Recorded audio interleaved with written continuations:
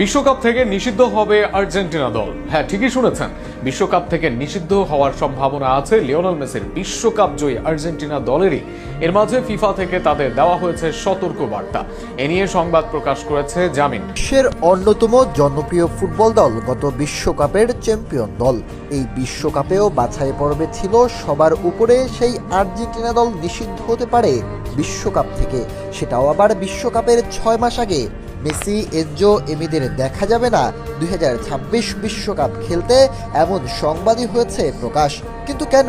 মূল কারণ, Argentine football ফেডারেশনের বিরুদ্ধে উঠেছে দুর্নীতি ও সরকারি হস্তক্ষেপের অভিযোগ, যে অভিযোগের তদন্ত শুরু করেছে ফিফা। সেখানে বড় অঙ্কের আর্থিক লেনদেন, স্বজনপ্রীতি সহ নানা অভিযোগ শোনা গিয়েছে আর্জেন্টিনার বোর্ডের বিপক্ষে।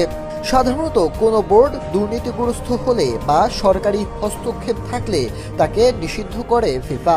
অতীতে কুয়েত, ভারত, পাকিস্তান সহ একাধিক দেশ ফিফার নিষেধাজ্ঞার মুখে পড়েছে।